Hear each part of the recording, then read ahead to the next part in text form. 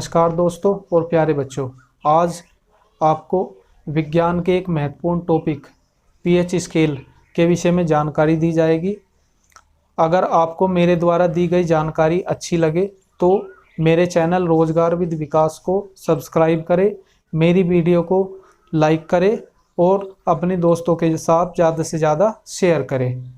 और जो आज मैं टॉपिक बताने जा रहा हूँ, किसी भी कम्पिटिटिव एग्ज़ाम में इस टॉपिक में से एक प्रश्न जरूर पूछा जाता है, अतः आप इसे ध्यानपूर्वक देखेंगे और मैं ट्रिक से बताने की कोशिश करूंगा जिससे आपको सभी पदार्थों के जो पीएच मान है वो आसानी से याद हो जाए।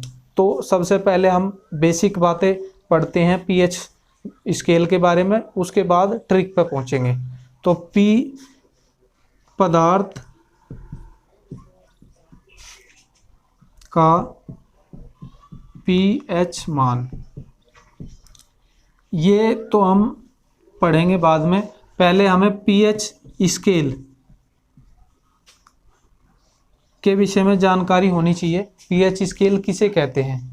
तो पीएच स्केल यानी कि पीएच की फुल फॉर्म होती है पावर ऑफ हाइड्रोजन।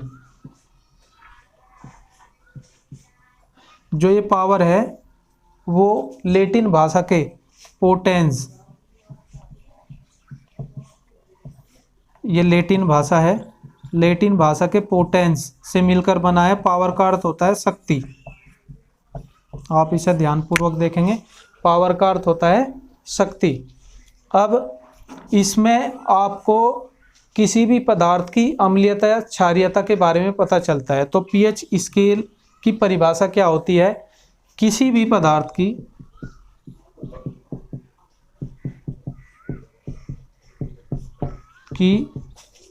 अम्लीयता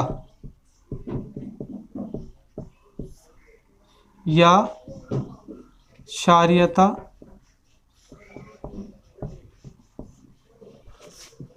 शक्ति की माप जिस पैमाने से की जाती है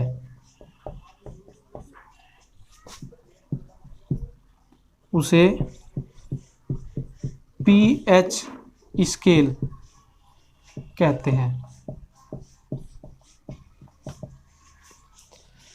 अब इस पीएच स्केल यानी कि इस पैमाने का जो आविष्कार है वो किस वैज्ञानिक ने किया? तो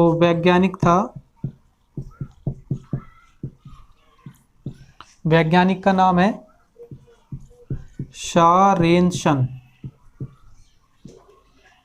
ठीक है बच्चों, जो पीएच स्केल जो पैमाना है और उस पैमाने की खोज जिस वैज्ञानिक ने की उस वैज्ञानिक का नाम था शारेनसन वैज्ञानिक। अब इस स्केल में कितने नंबर लिखे रहते हैं? तो इस स्केल में 0 से लेकर 14 तक नंबर रहते हैं, 0 से 14 तक। तो 0 और लास्ट में 14, 14।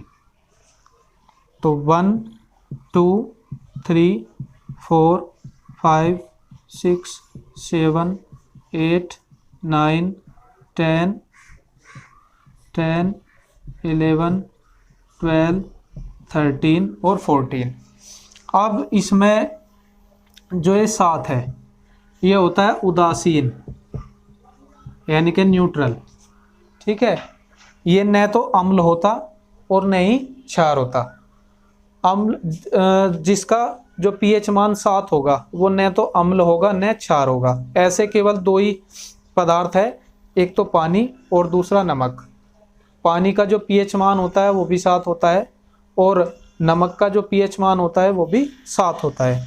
तो 7 से कम, इधर जो 7 से कम होगा जिनका पीएच मान वे होंगे अम्ल, जिसको इंग्लिश में बोलते हैं एसिड। और जिन पदार्थों का मान 7 से ज़्यादा होगा, जिन पदार्थों का मान 7 से ज़्यादा होगा वे होंगे क्षार, जिसे इंग्लिश में बोलते हैं बेस। इसका दूसरा नाम है भस्म। ठीक है बच्चों, अब इसमें आपको दूसरी बात क्या पता होनी चाहिए, जो पीएच वैल्यू है उसका जो फॉर्मूला होता है वो क्या होता है। तो पीएच वैल्यू का जो फॉर्मूला होता है वो होता है log 1/S पॉजिटिव आयन।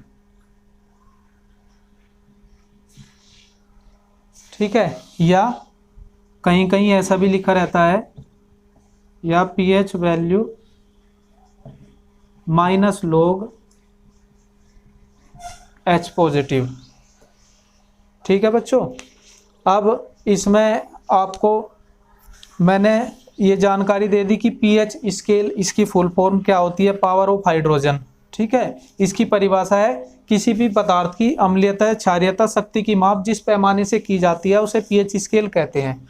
किस वैज्ञानिक ने इसका आविष्कार किया? वैज्ञानिक का नाम था सारेंसन। और मैंने पीएच स्केल बना दिया, उसमें 0 से लेकर 14 तक नंबर रहते हैं। 7 से कम जिन पदार्थों का जो पीएच मान है वो 7 से कम होगा वो अम्ल होगा, और जिनका 7 से अधिक होगा वो क्षार होगा, और जिसका 7 होगा वो उदासीन होगा।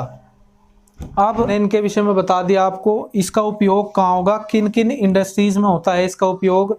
इसका उपयोग होता है एल्कोहल, जहाँ पर शराब बनाई जाती है उस इंडस्ट्रीज में, चीनी और कागज, वहाँ पर इसका उपयोग किया जाता है।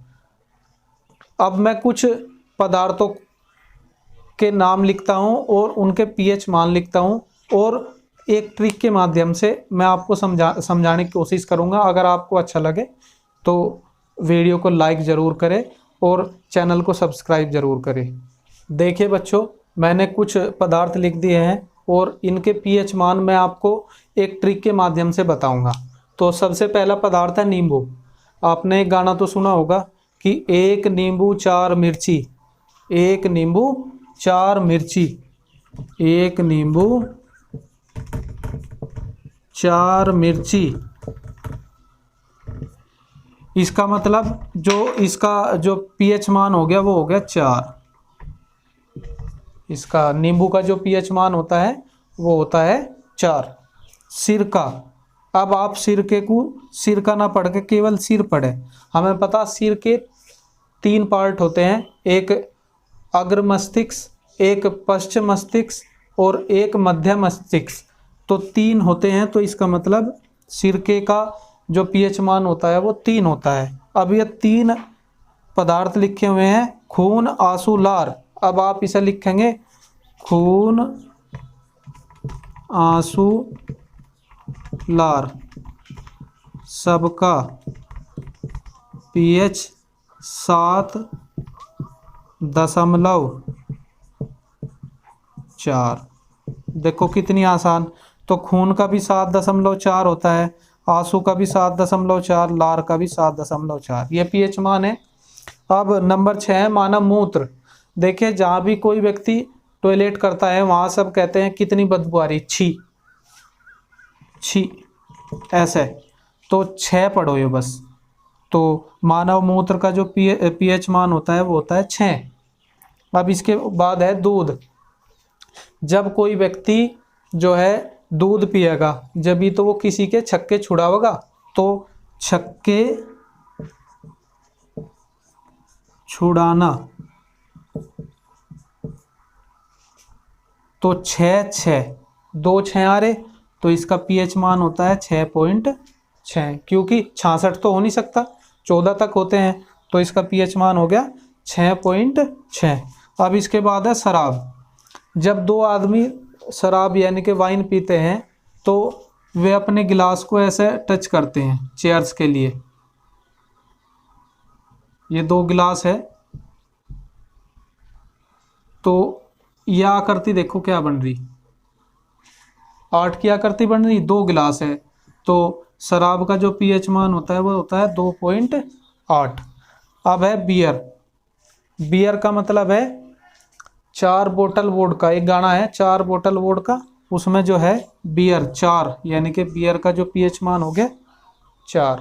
अब टमाटर, जैसे किसी व्यक्ति को कह देते हैं, उसकी उपमा रंग से करते हैं तो इसका जो रंग है टमाटर की तरह लाल हो गया, तो कोई कहता है कि ये तो रोज 4 टमाटर खाता है, तो टमाटर का भी पीएच मान होता है 4। पानी और नमक, पानी और नमक का पीएच मान होता है दोनों का 7। पानी उदासीन होता है, इसका कोई स्वाद नहीं होता, न तो ये अम्ल होता है न क्षार होता है। इसी प्रकार नमक, नमक कब बनता है? जब अम्ल प्लस क्षार मिल जाते हैं तब क्या बनाते हैं? नमक प्लस पानी। ठीक है बच्चों, तो इस अभिक्रिया, जो ये रासायनिक अभिक्रिया होती है, इसमें जो नमक निकलता है उसका पीएच मान होता है 7। अब है समुद्री जल। समुद्री जल का जो पीएच मान होता है वो होता है 8.4। इसे आप याद रखो, या ऐसा भी इसे अगर हम हिंदी में पढ़ेंगे तो 84 लिखेंगे। 84, 84। तो चौरा हटा दो, SEA, सी माने होता है समुद्र, समुद्र चौड़ा है, यानी कि 84। ठीक है, तो मैंने कुछ ट्रिक के माध्यम से आपको कुछ पदार्थों के पीएच मान याद कराने की कोशिश करी। आप इन पदार्थों के पीएच मान याद करें और किसी ना किसी कम्पिटिटिव एग्ज़ाम में आपको ये पीएच मान ज़रूर काम आएंगे।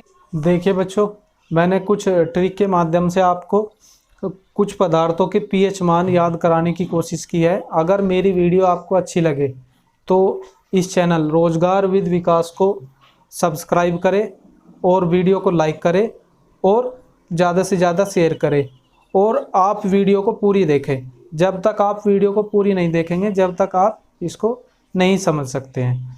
धन्यवाद।